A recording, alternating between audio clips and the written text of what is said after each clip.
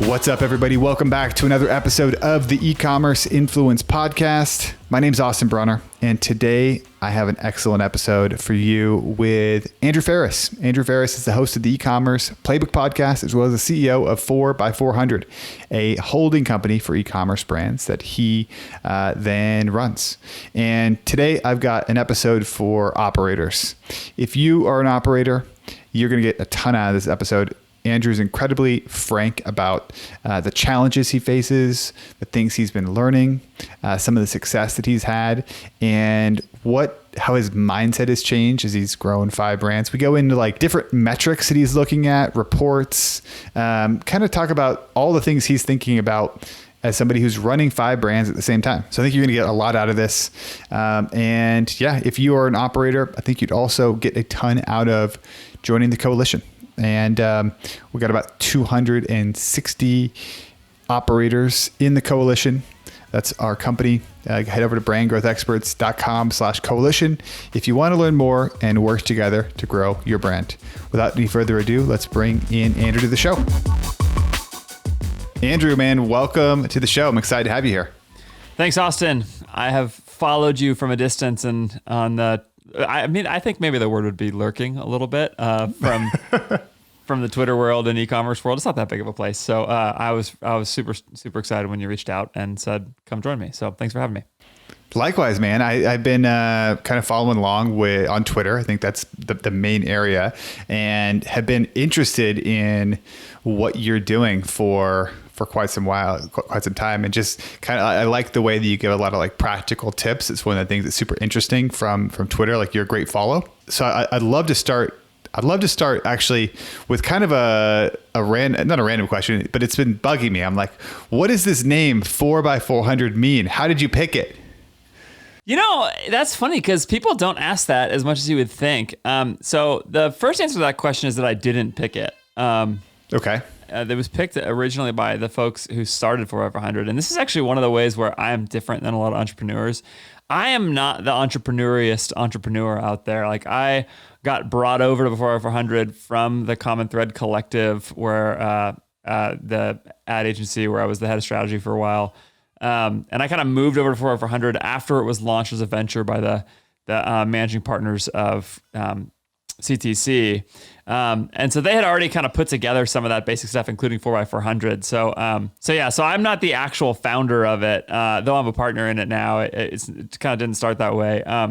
But as to your question, 4x400 means, the original idea was that growing e-com businesses was going to be, for our model, like a relay race, like the 4x400, where there's 4 distinct phases.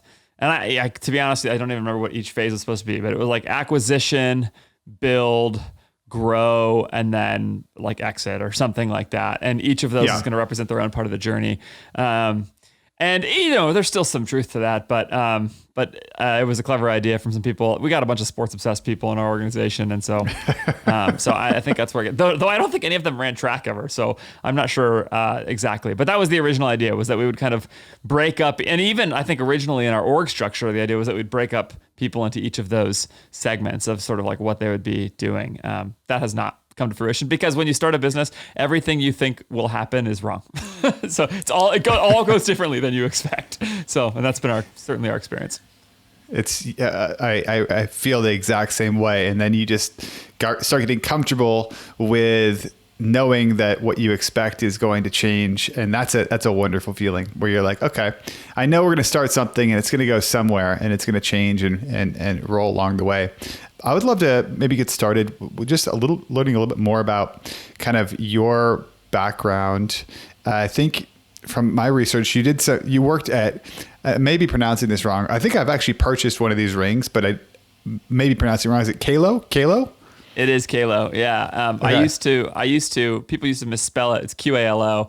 People used to misspell it as Qualo. So I still remember one of the first ever branded search ads I ran was specifically on the search term Qualo, because people would misspell it. I mean, so I remember the ad said, it's Kalo, not Qualo, but it's our fault for picking a confusing name. That was the ad, and it did well. I mean, it was a branded ad, so it all goes well. Yeah, but I worked at Kalo that was my introduction to e-commerce, was in that journey. Kalo was an awesome place. So if you don't know Kalo, it's was the first big silicone wedding ring company. So it wasn't the first wedding ring company, and there have since been other big ones, but Kalo was the first to market for sure, pretty significantly before Enso rings, before Groove rings, which are the two bigger ones now. And Kalo still exists. Got acquired by Win Brand Groups a couple years back, maybe something like that. But yeah, I came up there, learned media buying there, Facebook ads, Google ads, that whole deal. And that was a wild journey. Kalo went 0 to 20 million in a year and a half with no funding. It was a whole different world of Facebook ads. I think this was like 2014, 2015. Like it just kind of took off. Our best performing ad there for the longest time was a picture of a black silicone ring on a white background, just like straight up product on white photography. And the headline was silicone wedding rings. And it was just like so easy to target anybody who was married or engaged on Facebook. That was who you targeted. It was that simple. And it's a silicone wedding ring that we sold for $20. Like the margins are very, very good. Impulse purchase, very quick. Yeah, I suppose so. I mean, there was probably some of that. I mean, certainly the barrier to entry wasn't very high. Enough people bought two, and with shipping and stuff like that, I think the average order value ended up closer to $30. But but certainly not a big high AOV thing. And just kind of exploded on the scene. Like I think the product just found an audience pretty quickly.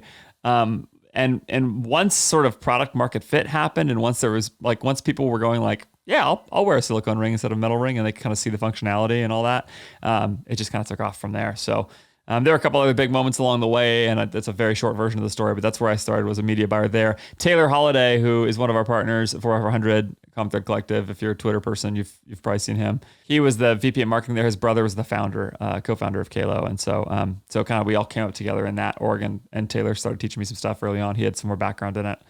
As he started teaching me, I started learning and kind of kept going with Taylor.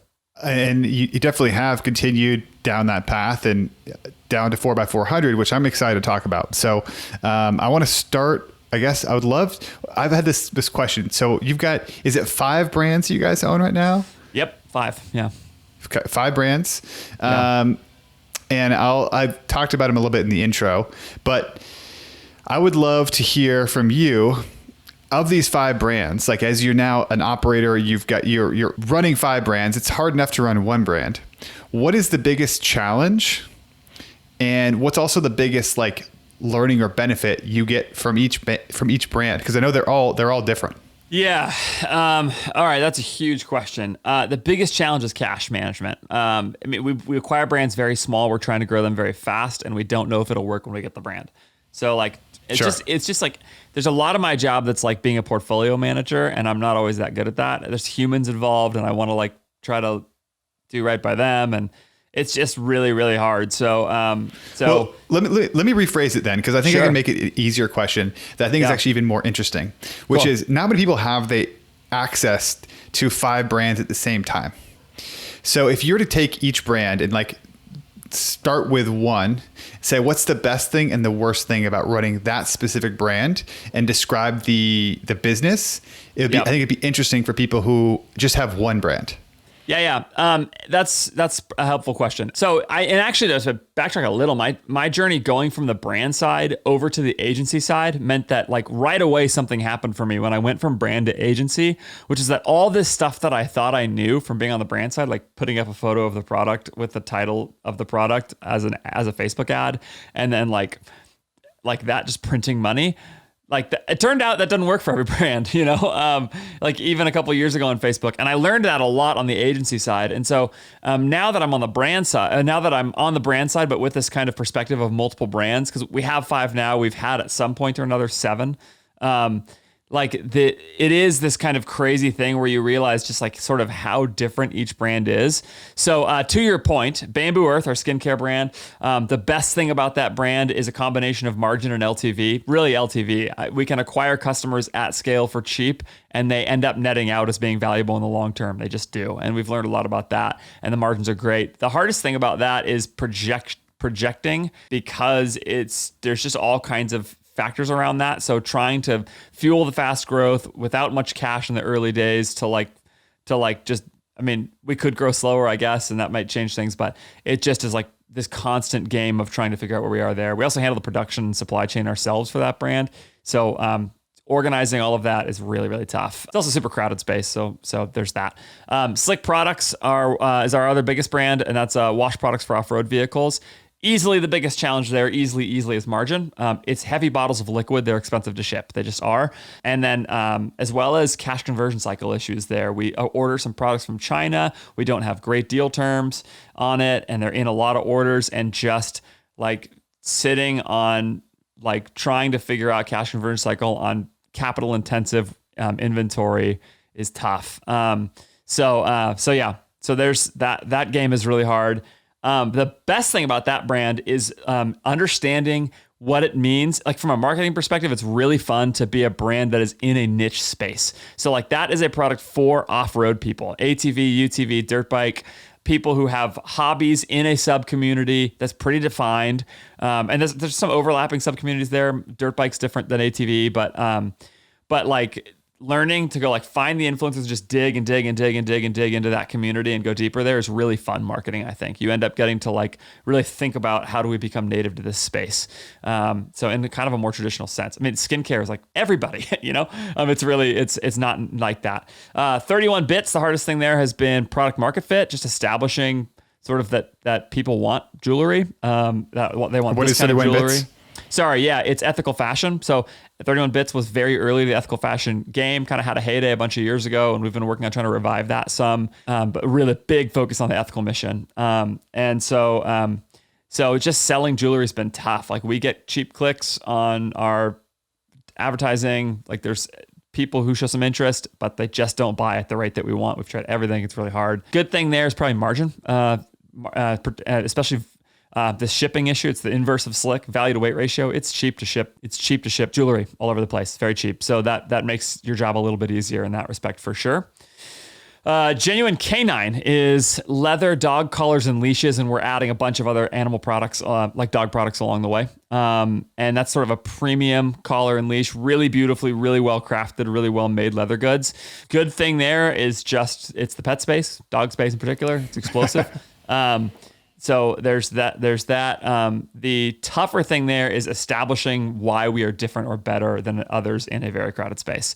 So that is really, really hard. Sort of just telling a pure quality story is tough. It's a tough sell because we're not doing anything differently or better. Modern Fuel is the last one. And that one is beautifully, amazingly engineered pens and pencils. So we sell pens and pencils, $150, $200, titanium, brass, copper, stainless, like beautifully made. And it was founded by an former aerospace engineer who probably the way to think about it, I think, is like, it's not like he was a pen nerd, and that is a sub-community, pen nerd people. And I've learned that since this because I'm not one of them naturally. But like the way to think about that product is like it's an engineering art piece. It's probably the best pen in the world. Like, and I really mean that. Like it's like really, really well made pen. But of course, like how much better do you need a pen to be from a pure function perspective? Not really much better. The point of it is it's really fun to take something very simple like this and do a lot of work to make the best possible version of it and then make it look beautiful on the outside and kind of hide all of the cool stuff. And it's crazy when you talk to Andy, who founded that company, like he can go on and on about all of the little engineering problems he solved to make this really, really cool. So there's a sub community of people there who like love watching him take apart pens and explain what he's doing because it's just like interesting to them basically. So that's probably the coolest part is like the product. In that case, like the product is just wows certain people. The hardest part of that brand is also the product. There's just going to be a bunch of people who look at a $200 pen and think you're think that it's like, they like almost judge you in ethical terms. Like, are you kidding me? Like that you like it's like you are screwing people, like whatever. So I think the big question there in the long term is going to be total addressable market. How much business is there for this kind of product? So yeah, really, really different. And to your point, I am constantly learning a ton about this and stretching my knowledge because what will make each brand get to the next stage is very different for each brand. Sure. I think it's interesting, your perspective, being able to look at 5 different brands. I would love to hear a little bit more, like what does your team look like running this number of brands? The first question for us, for a team, is the founder going to stay on when they sell to us? We buy brands at very small stages, like sub a few $100,000 and often sub $200,000. And our sort of deal structure has been typically that we bring somebody on, we get a majority of the equity, and then they keep a smaller piece of the equity and put the rest in our hands and say, like, help us grow and create a bigger exit in the future. So if the founder stays on, that's the first question. What is their role? Some founders want to, some don't. We've had both. Some founders are done with it. They're tired of their business. So in one case, Slick, like the founder is the GM of that brand now. He wasn't that right away, but he is now. In other cases, like it's like head of content and marketing in terms of like a brand perspective. In other cases, it's product. Andy, Modern Fuel, that guy, like Andy, he wants to make products. He doesn't really want to do all the other stuff. And that's great. Like we don't want to make products. So not in the same way that he does. So yeah. So that's the first question, is kind of where do they fit? And then within that, we do two things. We have, on the brand side, we have one brand general manager, somebody who is fundamentally responsible for the growth of the brand, but we don't put that on the brand until they've reached at least $1 million run rate. So we want to see that the brand basically has the potential to get big enough to support somebody as a dedicated resource. Until it gets to that stage, we put them all on shared resources, including our VP of new brands, Dave Recook, who his whole job is like establish it, figure out the early stages, establish it. So that's kind of the big picture. Somebody driving, who's driving? Is it a shared resource or is it one person on it? And then from there, we staff with shared resources across 4x400. We have a director of supply chain. We're moving everything to 1PL, fulfilling ourselves, our own warehouse in North Carolina. And actually for Bamboo Earth, we do the production of the product ourselves. It's the rest we buy finished goods, but there's that. We have shared design resources, which, over time we put one designer on one brand, but in the early stages, it's shared production. Massive advantage in the beginning. Everything. Yeah. I wonder if it is. That's the theory. Yeah.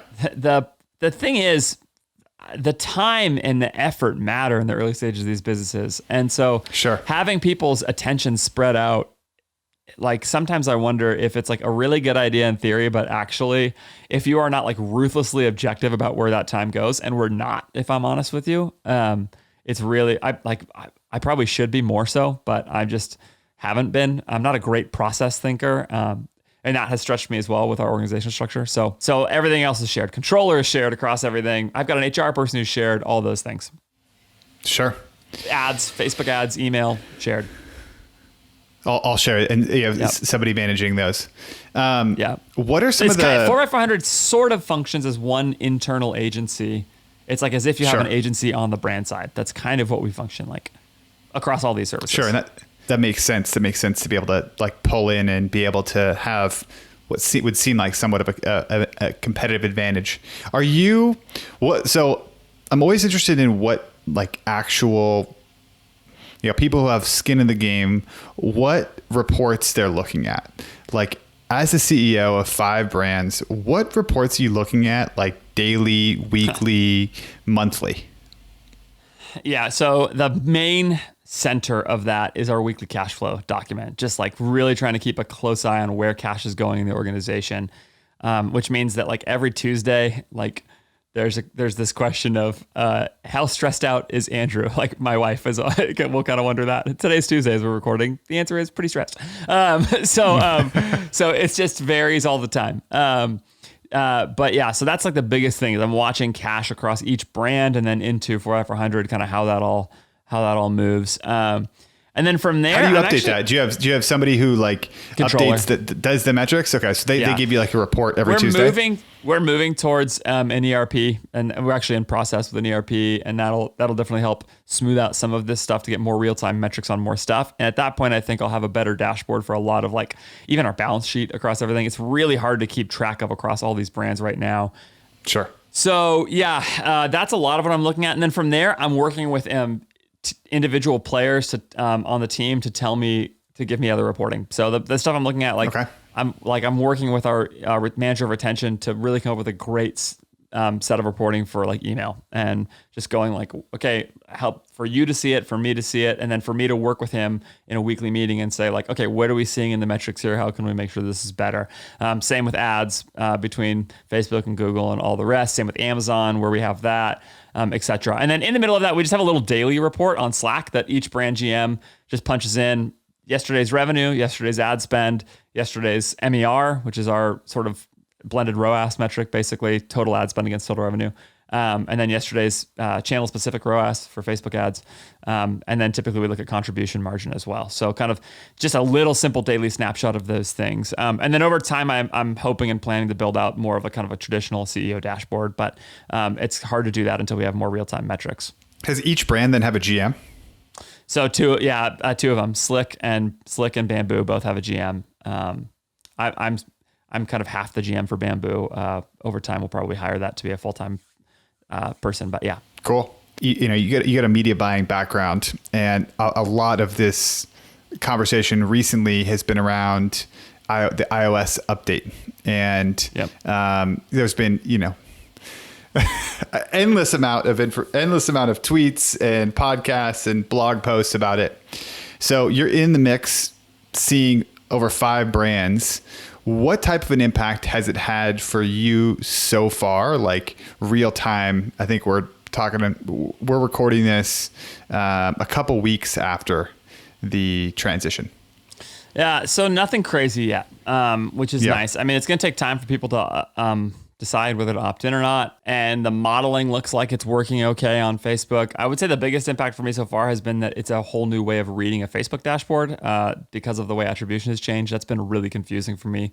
Hard to get used. Like, here's a small example. It occurred to me that because of the way that attribution works on Facebook now, every time you launch a new campaign, it will look worse than your other campaigns because of the way that purchases are recorded. And so it was like, oh yeah, don't kill stuff too early in the ad account because it's going to take a few days for the ad account to sort of catch up the way the attribution now works. So I don't want to get too in the weeds there, but that's like a little small thing that I've been like, that's like a jarring thing after reading Facebook dashboards for years.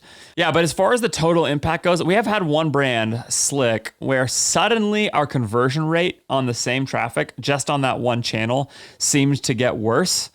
And I mean, I'm assuming that's why, but like maybe it's seasonality or something. It's hard to exactly pinpoint what it is. It was a big enough drop off that it didn't feel like a seasonality problem. It felt like something else.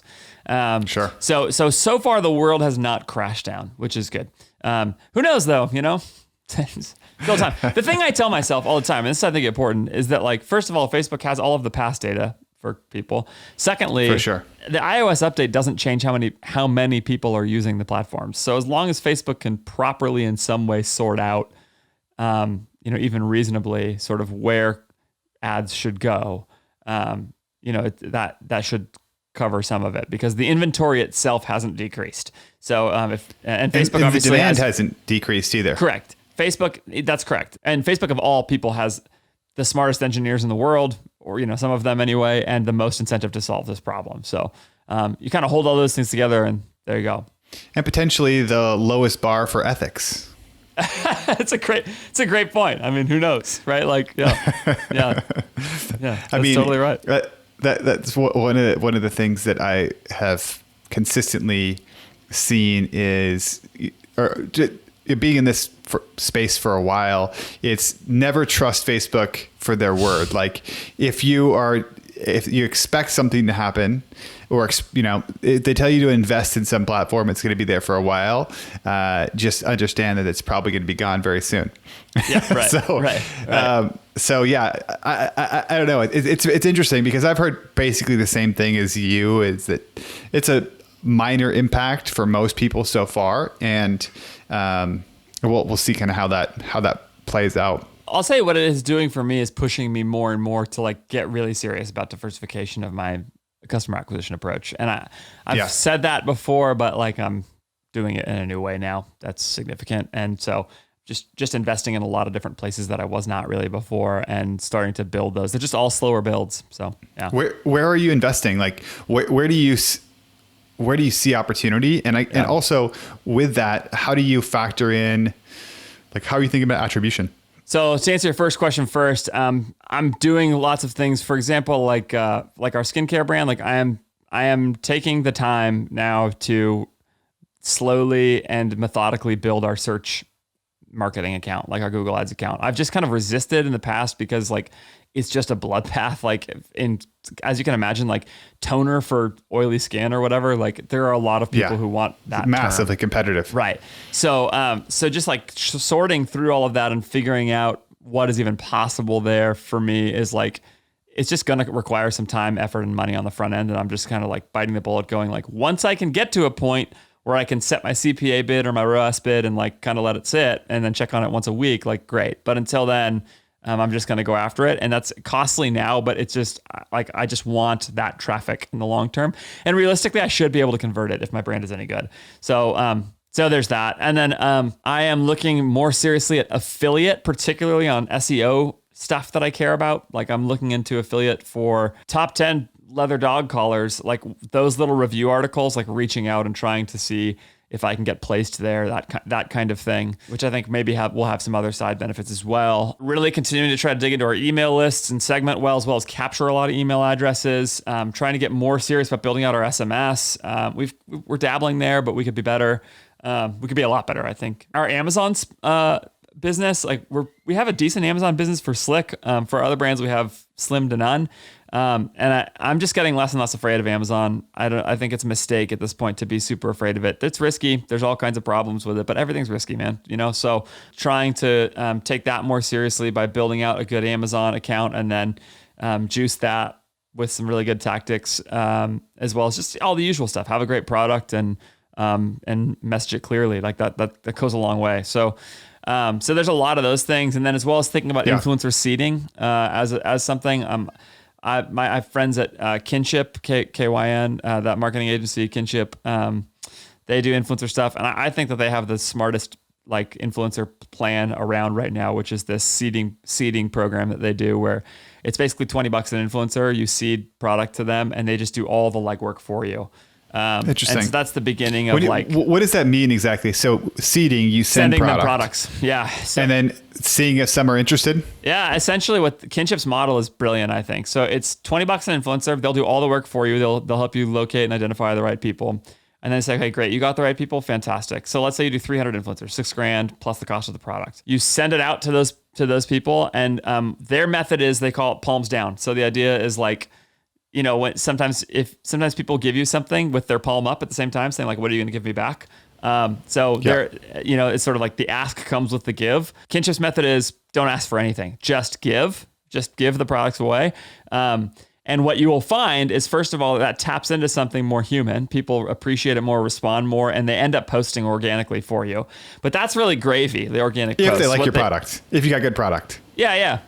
And if it's native to them and all that kind of stuff. So then some subset of people will do that. So let's say you get 50% of people to respond off the outreach and 25%, and then half of those people post for you. Well, now you've got a bunch of content where you can figure out like which influencers really get my brand, produce content that I like, etc. And you can either reach out to try to get the organic posts, first of all, which is worth something. It's hard to say what these days with organic posts, but something. And then you get the content, and then theoretically you get relationship with somebody, which I think is really important for that as well. So you kind of use that as a broadcast method.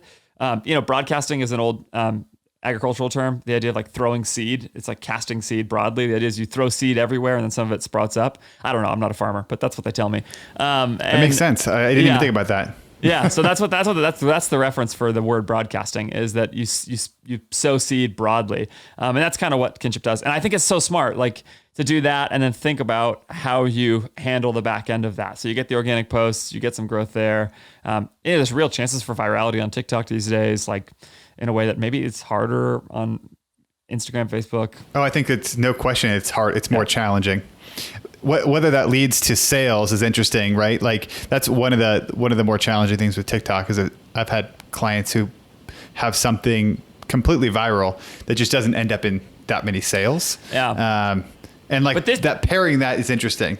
Right. Well, this is the game. You asked about attribution. This is where I think like what we're all going to have to get better and more comfortable with is that we don't live in a like totally direct response world anymore, right? Like, so like you, if everything, if all you're living off of is measurable responses, like you're going to miss stuff because stuff's going to fall through the cracks. And my guess is that building awareness over time with many touch points is going to be part of how we have to think about marketing. And that's where like how you handle the attribution there, I don't have a scientific answer to the question, and very few people do. What I'm going to try and do is generate a lot of demand and then be everywhere I can to capture that demand. And if I can do that and then watch the basic core metrics of my business, like my total ad spend against my total revenue, that should give me at least directionally kind of the basic sense of what's going on. I think that's smart. There was a time, and I agree with the hypothesis that we're going to be moving towards more of a broadcast and then capture style. For a while, there was quite a few years where people were calling themselves internet marketers. It's not as much, but remember when people were calling themselves like, I'm an internet marketer. And ultimately at the end of the day, it's like, are you an internet marketer or are you a marketer? Like, right. Or are you a business owner? And like, what do you actually want to be? And when I think about some of the direct response stuff that's happening right now, we've just had a massive addiction to being able to track dollar for dollar what you get back. And I actually think that in a way is actually pretty limiting. It's nice, but it's limiting because it focuses you down on like one thing. And that's also why I think there's massive volatility swings where you can scale up super fast and then crash because, well, you're so tied to one thing and so addicted to this metric. So I don't think it's necessarily a bad thing. Maybe a little bit more challenging, but could lead to a more robust type business where you're not crashing every time Facebook changes the algorithm or changes what you can advertise. There's massive stress when you have an organization that's selling a ton of product and you're starting to hire people for this. And then I had a client that was, they were scaling up, spending $50K a day, and then that got cut in half, almost down to a third. And they'd already hired all these people, and it was very, very challenging for almost a year to get back up there. Yeah, man. I mean, that's exactly, I like joked that I was stressed, but that's exactly the situation I was in. Like seeing some big results, projecting quick growth, and as best we could, forecasting as quickly as we could. But look, it's very possible to be very wrong. And it's out of your control, really. Yeah, especially in the early stages, like before you've got a couple years under your belt and you can really see the seasonality. By the way, another problem with this is that especially like last year, Bamboo Earth, our skincare brand, grew a bunch. And it kind of really started to take off at the end of 2019. But like last year's growth was kind of new levels. The thing is last year's data worth anything in terms of seasonality? Like the COVID interruption, like I honestly just thought like, well, I have no idea what's going to happen from Q2 and basically in the entirety of Q2 and Q3 because it's such an anomaly of an experience in the world. Like I just have no ability to use that to forecast future seasonality for our businesses. And that created a big problem for us. So yeah, I mean, I don't know. It's just really hard to sort of sort that sort of stuff out. And especially in this moment. And I think the more diversified your customer acquisition and demand capture is, the more stable the business is. And certainly the market reflects that, right? Like if you go to sell a business or go to buy a business or whatever, the more diverse the traffic and revenue channels are, the better your multiple is going to be, or the higher the multiple is going to be on the price of the business. And that makes perfect sense. It's just because you're so de-risked and you're probably a little more projectable as well, that it ends up being more valuable. How do you guys see success for yourselves on like a year-to-year basis? Is it like EBITDA? What are you guys looking at? Yeah, our vision is pretty clearly defined. It's to get to a $150 million valuation by year end 2025. And we raised at a $10 million valuation and closed that, I think, at the end of 2018. So yeah, so a lot has happened and changed in that time. We closed that with a dream of one brand and like the tiny little shells of two new brands that barely existed. So we feel like we've probably gotten part of the way there. And now what we're increasingly doing is at this point, looking forward and saying like, okay, what do we actually have to get to over each year for the next few years to achieve that valuation? And probably the way we look at that from what the market reflects currently is that we need to get somewhere between 10 and 15 million, probably 12 to 15 million in not just EBITDA, but free cash flow. So that will sort of look like EBITDA, but depending on your cash conversion cycle, that can change. So for us, I'm not like a core finance guy. So I'm actually still kind of really learning to deeply understand these sorts of metrics. So if you're losing me a little, it's all right.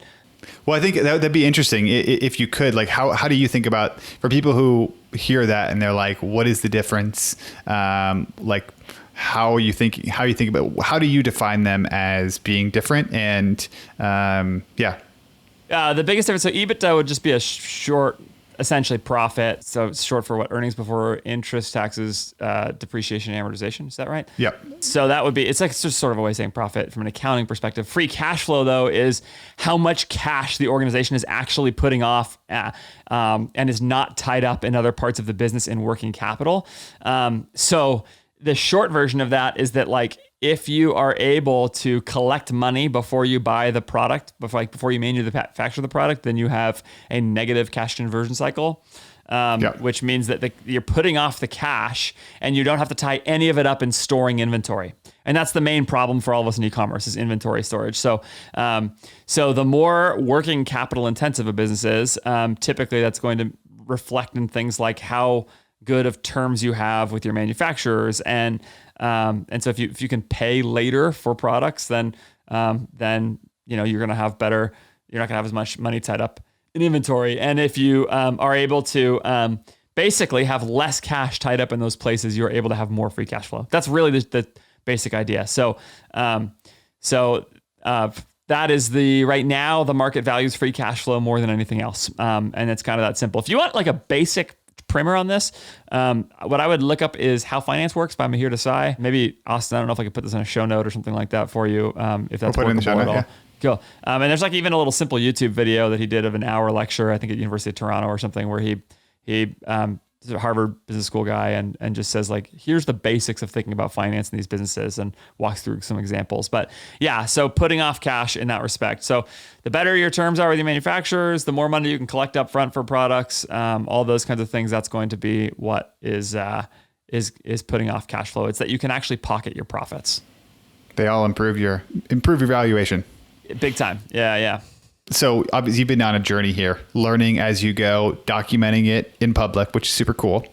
What have been some of the best resources for you along this journey? Yeah, so Twitter is number one. Like, I joke about this, or people joke about this, but like Twitter, if you are in e-commerce, okay, so I am the worst social media person. I still have an Instagram account technically, but like, I haven't posted in a long time, and I have a small child, so like I am peak Instagram posting life stage, So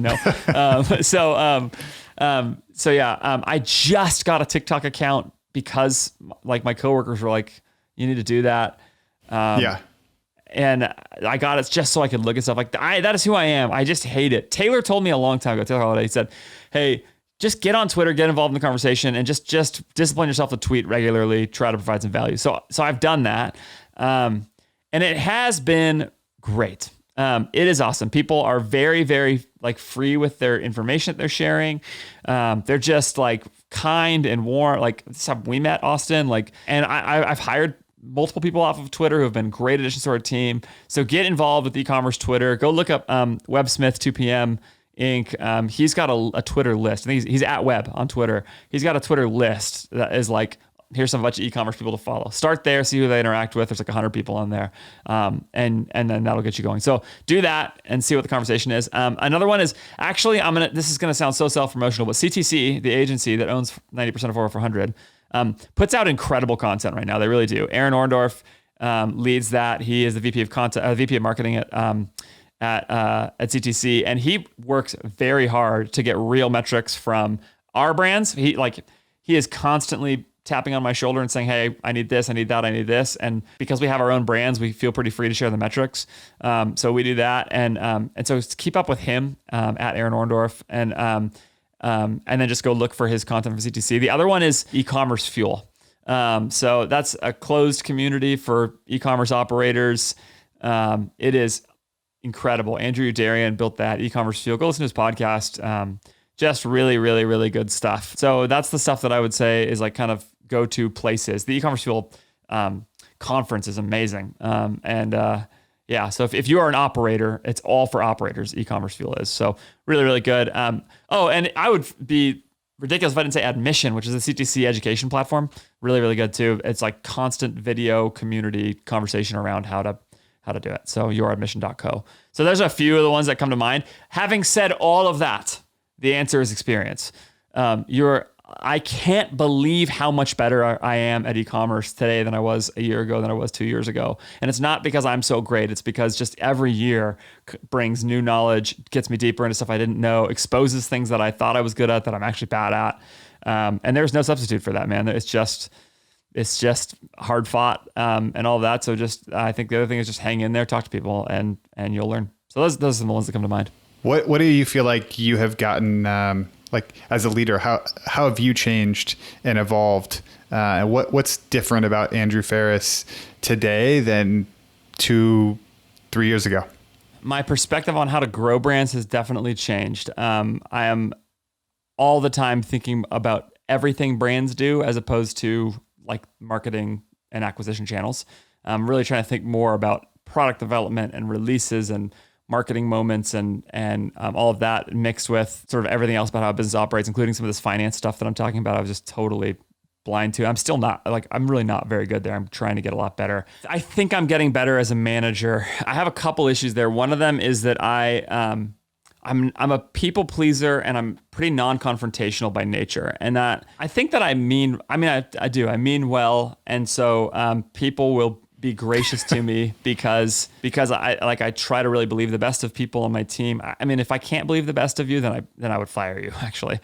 So like that's just kind of a baseline thing. And so people are so gracious, but I think I'm learning still and getting a lot better at like challenging people when they need to be challenged and holding them accountable and having hard conversations. That is like, there's some quote somewhere about sort of like maturity or success or something good is basically the sum total of the hard conversations you're willing to have.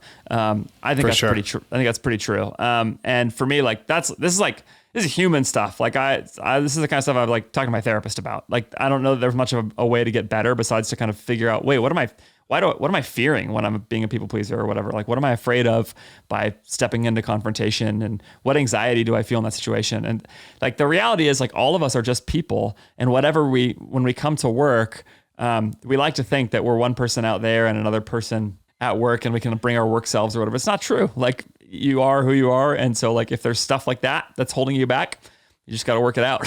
So yeah. So there's a couple of the things that come to mind. Is there anything else I'm a lot better at now? I resonate massively with the last one. People pleaser? Which is the hard conversation. Yeah. No, the hard conversations and being growth and maturity coming with being tied to the sum of hard conversations that you had. I think that was a big realization for me in the last year. Is I remember I was hiking in Colorado. I was on an elk hunt and I was thinking about it. I was like, I just had like a string of just challenging conversations after challenging conversations at work, with my friends, with my family. And it was like back to back to back to back. And I was kind of like feeling a little bit like sorry for myself. I was like, why I just like keep having these tough conversations. And then I realized I was like, no, that is growth. Like, I am having these hard conversations because I'm equipped to have these hard conversations. I may not have been equipped to have these hard conversations earlier in my life, but because I've grown and changed and evolved, now I am. And they're just going to increase. Like, think about the hard conversations that are had at a higher level, right? Like, if you're running a $800 million company or $1 billion, I saw Klaviyo's valuation now after today is $8 billion. There's so many people that are working there. There's so much growth there. With more responsibility, the conversations just increase and get more and more challenging. And yeah, man, I totally connect with what you're saying. Yeah. And in an organization, like, the more you grow, the more that becomes also about like process and setting up good stuff to like facilitate those conversations. And I'm not naturally a great process person. So yeah, there's a lot of that stuff as well. Yeah, I mean, it's really true. There are days that are just hard for that reason, but that stuff ends up being catalytic for growth. Like there's a real, I mean, even human personal growth. Like it's true too. Like as I get better at this stuff with work, I probably get better at it with my wife too, and like I want to have a thriving marriage. So like the more I can step into hard conversations there too, like that's because I have a 1.5-year-old. Like I want to be able to do that there too. So there's all of this stuff that just kind of trickles into every part of what it means to be a person, and including work. And I think there's so much value to being able to do that. And ends up being the case that a lot of times that's what really unlocks like the next idea or the next thought. So that's a lot of it. I think for me is being able to go and step into those, because the good ideas I think are mostly there. It's about accessing the people and getting them to move in the right directions when they're scared of it, or they're too excited about it, or they're not doing what they need to do, or I'm not, or whatever. Yeah. That's cool. One thing I've been thinking about is it's kind of a mantra: conflict equals energy, and it doesn't necessarily mean that it's going like it will change something for good or for bad when there is some conflict. Yep. And I've tried not to shy away from conflict as much as I have in the past. Yeah, I want to do a rapid fire. Oh, go ahead. I always use the phrase it's potential energy. Actually, I've used a similar phrase. Yeah. Like, conflict is potential energy, and when you step into it, it becomes kinetic. If you just let it sit there, it just sits as potential. But if you go step into it, it becomes kinetic because it does unlock. So, yeah. I want to do a rapid fire question. What apps do you use that you would recommend that you're like, I'm in all the time? Anything that you're excited about? Just like kind of like apps? Things that you can think of. Yeah, Shopify apps like on my or phone? Other apps. Either one as a business owner. Okay. Things that make my life easier. Klaviyo is one of them. It's the greatest thing in the world. For sure. I don't have a good answer to this question. I'm actually trying to de-app my life a little bit on my phone. So if it's Shopify apps, I can tell you our tech stack pretty well, but like trying to Shopify apps, books, anything that you think that's got you excited recently that you're like, damn, this actually is making my life a little bit better. Could be anything. A purchase. Yeah. All right. The honest answer to this question. So I'm a person of faith. I'm a Christian, and I have found some resources around the idea of giving generously. And I don't say this to pump myself up. I'm not like a great giver now or whatever, but I'm really fascinated by how generous people can be in the world. And so there's actually there's a conference called Generous Giving that has released all their podcast audio. It's definitely from a Christian perspective. If you're not a person of faith, it'll probably won't resonate quite in the same way. But for me, that's just been something where I look at it and go like, man, what if we get to $150 million valuations, a bunch of money there? What kind of stuff could we do in the world with that? So that's been really, really, really cool. And I'll tell you some longer term ones that I still come back to and have never gotten rid of. These are also podcasts. Is Planet Money and Freakonomics helped me to think differently about the world because of just learning how to navigate economics and analytic thinking in the world broadly. It's sort of like I look at that as well as being a sports fan as things that built my analytics muscles over time. I could think about how to look at things and analyze them from some different perspectives than I would before. So those are a couple of them. Awesome. Yeah. Andrew, this is freaking great, man. I've really enjoyed talking to you. Where would you direct people? I know you've got your own podcast, but where would you direct people if they want to learn more about you? Connect with you? Probably two places: Twitter at Andrew J. Faris. I'm reasonably active. I'm there a lot. Whether I'm tweeting a lot is different week to week, but I'm there a lot. And then the Ecommerce Playbook podcast is where I'm.